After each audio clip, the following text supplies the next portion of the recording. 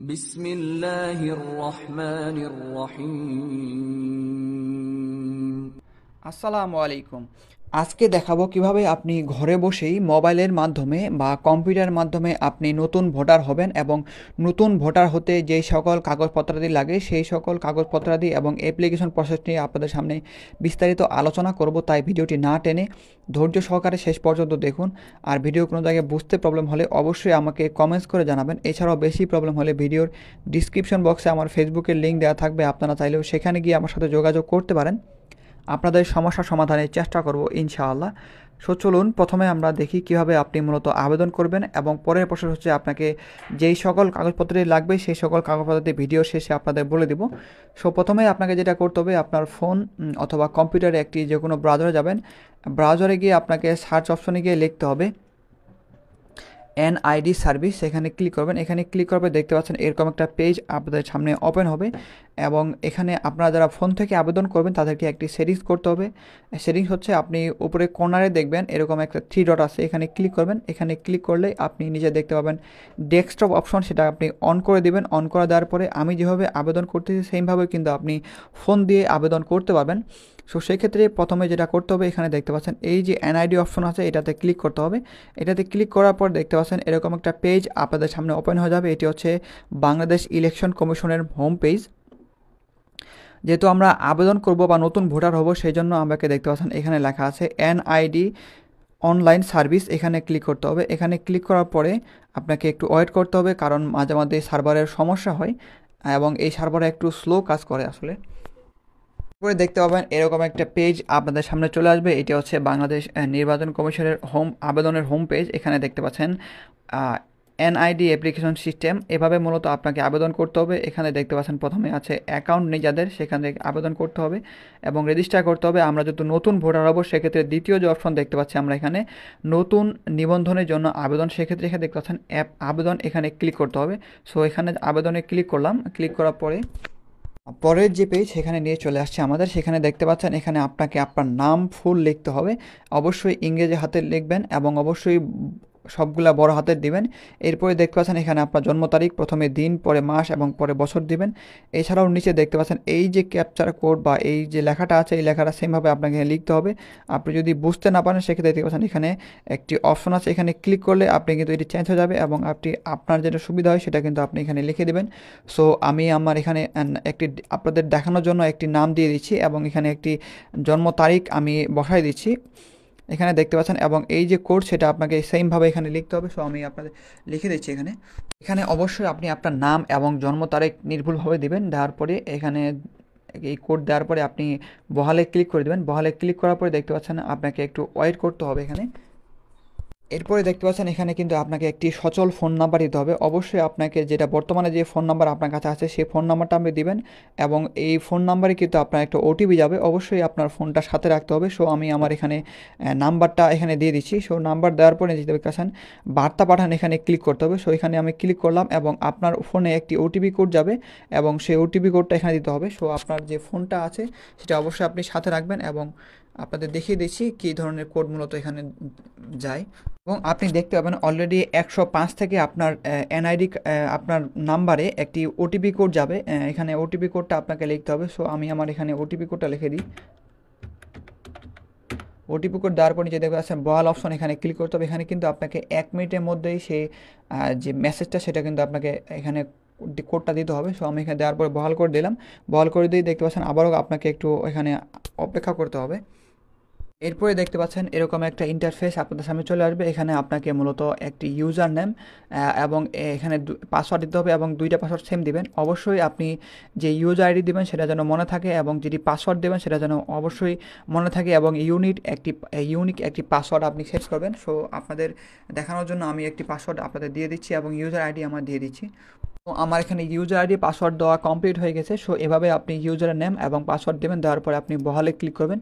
বহালে click করার পরে অবশ্যই এই পাসওয়ার্ডটা এবং ইউজার আপনি সংরক্ষণ করে রাখবেন, কারণ পরবর্তীতে যখন আপনি এটা এনআইডি কার্ড তুলবেন সেক্ষেত্রে কিন্তু এটা কাজে লাগবে। সো অবশ্যই আপনি এটি সংরক্ষণ করে রাখবেন এবং বহালে ক্লিক করার পরে দেখতে পাচ্ছেন এর পরের পেজে মূলত আপনাকে নিয়ে যাবে। সো আপনাকে একটু ওয়েট করতে হবে। এখানে দেখতে পাচ্ছেন আমার এখানে নাম চলে আসছে, যেহেতু আমি এখানে লিখেছি এবং আমার জন্ম তারিখ এখানে শো করতেছে এবং এখানে বিস্তারিত যেহেতু আমি এখানে প্রোফাইল প্রোফাইল ক্রিয়েট করি না, সেক্ষেত্রে এখানে দেখতে পাবেন না।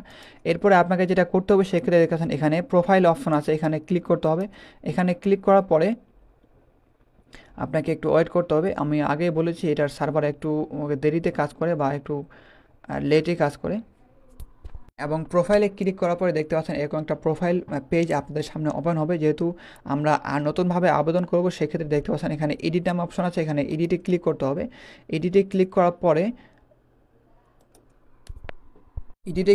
দেখতে পাচ্ছেন এডিট প্রোফাইল নামে এখানে অপশন চলে আসছে এবং এখানে আপনাকে মূলত লিখতে হবে, এখানে আপনাকে আপনার নাম লিখতে হবে এবং এখানে আপনাকে আপনার নাম বাংলায় লিখতে হবে। তারপরে এখানে দেখতে পাচ্ছেন ইংরেজি যেহেতু নাম আমি আগেই রেখেছি, সেক্ষেত্রে এখানে লেখা লাগবে না। এরপরে আপনাকে এখানে আপনার লিঙ্গ সিলেক্ট করতে হবে, পুরুষ হয়ে থাকলে পুরুষ, মহিলা হয়ে থাকলে মহিলা দিবেন।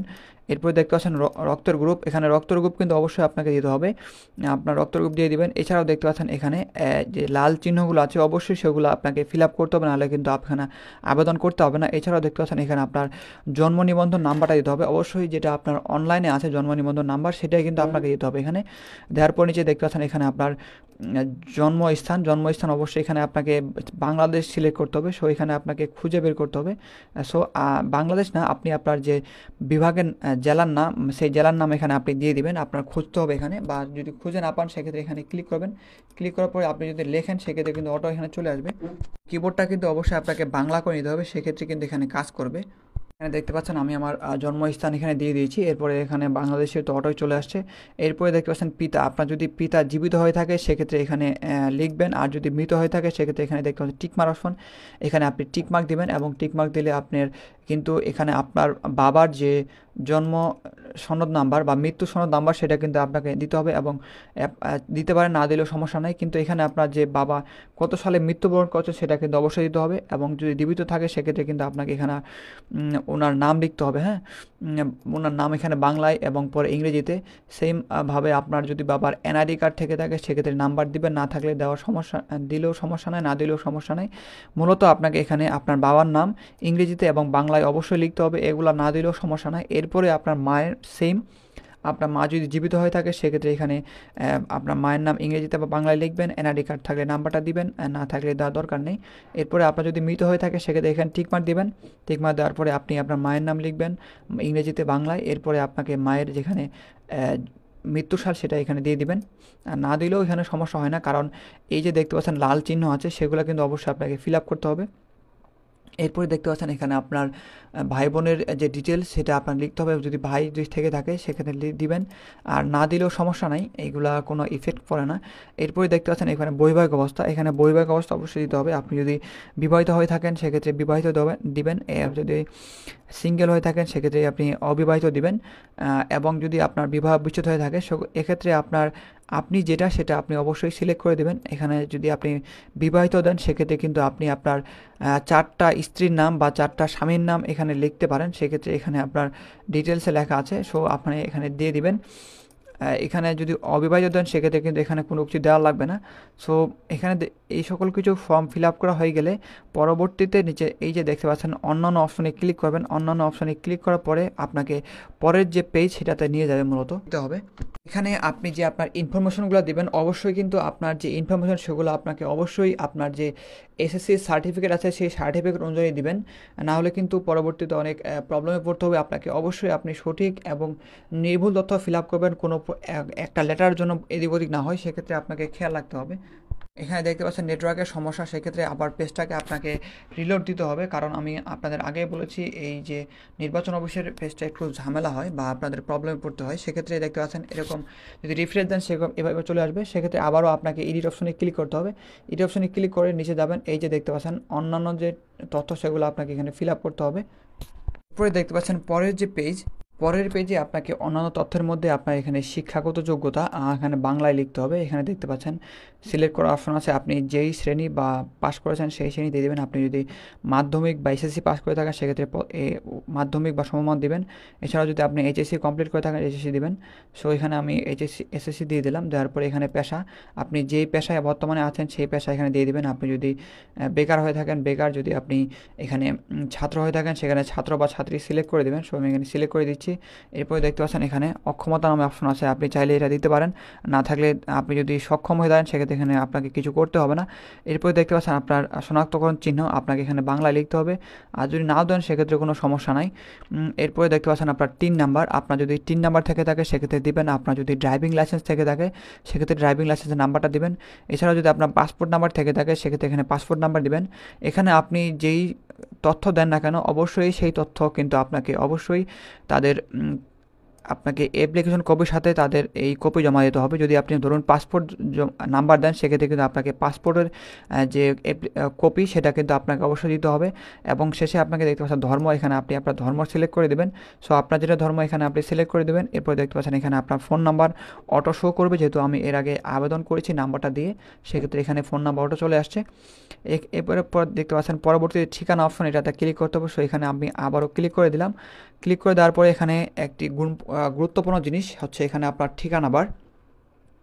এখানে আপনি দেখতে পাচ্ছেন প্রথমেই লেখা আছে অবস্থানরত দেশ, এখানে আপনাকে অবশ্যই বাংলাদেশ সিলেক্ট করতে হবে। এছাড়াও আপনি কিন্তু বিদেশ থেকে চাইলেও আবেদন করতে পারেন, সেক্ষেত্রে বিদেশের প্রসেসটা একটু আলাদা হয়। সেক্ষেত্রে আমি এখানে বাংলাদেশ দেবো, যেহেতু আমরা বাংলাদেশ থেকে আবেদন করতেছি সেক্ষেত্রে এখানে বাংলাদেশ দিলাম। এরপরে দেখতে পাচ্ছেন আপনি যেই ঠিকানায় ভোটার হবেন সেই ঠিকানার নাম এখানে দিতে হবে, টিক দিতে হবে। আপনি যদি বর্তমান ঠিকানায় ভোটার হতে চান সেক্ষেত্রে এখানে টিক মার্ক দেবেন, এবং যদি স্থায়ী ঠিকানায় ভোটার হতে চান সেক্ষেত্রে এখানে টিক মার্ক দেবেন। কিন্তু আমি সাজেস্ট করি আপনার দুটা ঠিকানা যেন একই হয়, কারণ পরবর্তীতে আপনাদের যে ভোট ট্রান্সফার সেটা কিন্তু করতে একটু প্রবলেম বা হ্যাসেল পড়তে হয়। সেক্ষেত্রে অবশ্যই কিন্তু আপনি দুই ঠিকানা একই দেওয়ার চেষ্টা করবেন, এবং ভোটার এলাকা যদি আপনি স্থায়ী ঠিকানা দেয় সেই স্থায়ী ঠিকানা হতে হবে, এবং আপনি যদি বর্তমান ঠিকানা দেয় সেক্ষেত্রে কিন্তু বর্তমান ঠিকানা হবে। এবং একটা কথা বলে রাখি, এনআইডি কার্ডে কিন্তু আপনার বর্তমান যে ঠিকানা সেটা কিন্তু শো করবে, স্থায়ী ঠিকানা সেখানে শো করবে না। স্থায়ী ঠিকানা কিন্তু আপনার ওয়েবসাইটে আপলোড করা থাকবে, কিন্তু আপনি সেখানে এনআইডি কার্ডে দেখতে পাবেন না, শুধু বর্তমান ঠিকানা দেখতে পাবেন। সো এখানে দেখতে পাচ্ছেন আপনার বর্তমান ঠিকানা। আপনি আপনার বর্তমানে যে জায়গায় আছেন সেই জায়গা থেকে যদি আপনি আবেদন করতে চান সেক্ষেত্রে কিন্তু আপনাকে অবশ্যই সেই জায়গার ঠিকানা দিতে হবে। ধরুন আপনি যদি ঢাকায় থাকেন সেক্ষেত্রে আপনার ঢাকায় দেবেন। এছাড়াও যদি আপনি গ্রাম থেকে করে থাকেন সেক্ষেত্রে আপনার যে বিভাগ সেটা সিলেক্ট করবেন। সো আমি আমার এখানে বিভাগ সিলেক্ট করতেছি। সিলেক্ট করার পরে এখানে আপনাকে আপনার যে জেলা সেটাকে সিলেক্ট করতে হবে। সো আমি আমার জেলা সিলেক্ট করলাম। এরপরে এখানে আপনাকে আপনার উপজেলা সিলেক্ট করতে হবে। সো এখানে আমি আমার উপজেলা সিলেক্ট করে দিলাম। এরপর দেখতে পাচ্ছেন আপনার যে এলাকা সেটা এলাকা কী এর মধ্যে পড়েছে, যদি পৌরসভার মধ্যে পড়ে পৌরসভা, যদি আপনার ক্যান্টনমেন্টের মধ্যে ক্যান্টনমেন্ট, যদি সিটি কর্পোরেশনের মধ্যে পড়ে সেটা সিটি কর্পোরেশন সিলেক্ট করতে হবে। আমার যেহেতু গ্রাম এলাকায় পড়েছে সেক্ষেত্রে আমি পল্লী দিয়ে দিলাম। দেওয়ার পরে এখানে দেখতে পাচ্ছেন এই পৌরসভা এটা না দিলেও হবে, কারণ পল্লীতে কোনো পৌরসভা থাকে না, ইউনিয়ন থাকে, সেক্ষেত্রে আমি এখানে ইউনিয়ন দিতে হবে। সো আপনার যেটা ইউনিয়ন সেটা থেকে আপনি সিলেক্ট করে দেবেন। এরপরে দেখতে পাচ্ছেন আপনাকে এখানে একটু ওয়েট করতে হতে পারে, কারণ প্রবলেম হয় আপনাদের নেটের একটু। এরপরে দেখতে পাচ্ছেন আপনাকে আপনার মৌজা দিতে হবে, আপনি যেই মৌজার আন্ডারে আছেন সেই মৌজা এখানে দিতে হবে। সো আপনি যদি না জানেন সেক্ষেত্রে আপনার যে গার্জিয়ান আছে ওনাকে জিজ্ঞেস করবেন। এছাড়া আপনার বাবার ভোটার আইডি কার্ডের পিছনে কিন্তু লেখা থাকবে, সেক্ষেত্রে অবশ্যই আপনি সেটা আপনার মৌজার নাম্বার দিয়ে দেবেন। এবং না জেনে থাকলে অবশ্যই কিন্তু আপনি আপনার মুরব্বীকে জিজ্ঞেস করবেন। এরপরে দেখতে পাচ্ছেন আপনাকে গ্রাম বা রাস্তার নাম দিতে হবে। সো এখানে আপনি আপনার যদি গ্রামের নাম এখানে না থাকে সেক্ষেত্রে আপনি অন্যান্য দেবেন, অন্যান্য দেওয়ার পরে এখানে আপনি আপনার গ্রামের নাম লিখে দিবেন। এরপরে দেখতে পাচ্ছেন এখানে আপনাকে আপনার বাসার নাম্বার বা হোল্ডিং নাম্বার দিতে হবে, অবশ্যই এখানে বাংলায় লিখতে হবে। সো এখানে আপনার বাসা বা হোল্ডিং নাম্বার যে গণশুমারি হয় বা আপনার যে অর্থ শুমারি হয় সেক্ষেত্রে কিন্তু আপনাকে, বা আপনার যদি খাজনা দিয়ে থাকেন সেক্ষেত্রে কিন্তু আপনার খাজনা রসিদে কিন্তু অবশ্যই আপনার বাসার হোল্ডিং নাম্বার থেকে থাকবে, সেই হোল্ডিং নাম্বার এখানে নাম্বারটা দিয়ে দিবেন। দেওয়ার পরে যে এখানে দেখতে পাচ্ছেন আপনাকে এখানে পোস্ট অফিস এখানে দিতে হবে, সিলেক্ট করতে হবে যে আপনার যেটা পোস্ট অফিস সেটা এখানে আপনি দিয়ে দিবেন। এরপর দেখা পোস্টাল কোড, এখানে পোস্টাল কোড আর এই পোস্ট অফিস সিলেক্ট করলে কিন্তু অটো এখানে পোস্টাল কোড চলে আসবে, এখানে আপনার কোনো কিছু আর ফিল আপ করতে হবে না। এরপরে যদি আমরা একটু নিচে দেখি সেক্ষেত্রে এখানে দেখতে পাবেন এখানে আপনার স্থায়ী ঠিকানা দিতে হবে। আপনি গ্রামে বা আপনার স্থায়ী ঠিকানা যে জায়গায় সেই জায়গায় এখানে আপনার বিভাগ সিলেক্ট করবেন। বিভাগ সিলেক্ট করার পরে সেমভাবে আপনি আপনার জেলা সিলেক্ট করবেন, উপজেলা সিলেক্ট করবেন। তারপরে আপনি আপনার নির্বাচনী এলাকা এখানে দিয়ে দিবেন, বা আপনার কোন এলাকায় থাকতে চান সেই এলাকা দিয়ে দেবেন। এরপরে আপনাকে এখানে যদি সিটি কর্পোরেশন বা পৌরসভা হয়ে থাকেন সেক্ষেত্রে কিন্তু আপনার ওয়ার্ড নাম্বার এখানে আপনাকে পৌরসভার নাম দিতে হবে, এবং যদি আপনি পল্লীতে হয়ে থাকেন সেক্ষেত্রে আপনি এখানে আপনার যে ইউনিয়ন নাম দিতে হবে। সেমভাবে আপনার মৌজার নাম্বার দিবেন। এরপরে ওয়ার্ড নাম্বার এখানে দিলেও হয়, না দিলেও সমস্যা নেই। এরপরে এখানে আপনাকে গ্রামের নাম এই যে দেখালাম, আপনাদের যদি না হয়ে থাকে সেক্ষেত্রে অন্যান্য দিবেন, অন্যান্য দেওয়ার পর এখানে আপনি আপনার গ্রামের নাম লিখে দিবেন, এবং সেমভাবে আপনি আমার এখানে বাসার হোল্ডিং নাম্বার এবং পোস্ট অফিস এখানে লিখে দেবেন। এভাবে মূলত আপনাকে আপনার ঠিকানা বার ফিল আপ করতে হবে। অবশ্যই কিন্তু আপনি সঠিক এবং নির্ভুল যে ঠিকানা সেটাই কিন্তু দেবেন, এবং আপনার যে নির্বাচনী এলাকা সেই এলাকাতে গিয়ে মূলত আপনাকে এই যে কাগজপত্র সেগুলো আপনাকে জমা দিতে হবে। এবং যারা বিদেশ থেকে আবেদন করতে চান সেক্ষেত্রে কিন্তু আপনাকে একটু ডিফারেন্ট আছে। সেক্ষেত্রে দেখতে পাচ্ছেন এখানে দেশের জায়গায় আপনি যেই দেশে আছেন বর্তমানে সেই দেশের নাম এখানে সিলেক্ট করবেন, এবং সিলেক্ট করার পরে দেখতে পাবেন আপনার এখানে সকল কিছু কিন্তু এখানে চেঞ্জ হয়ে যাবে। আপনার যে ঠিকানা, প্রবাসের ঠিকানা, সেটা কিন্তু এখানে আপনাকে দিতে হবে।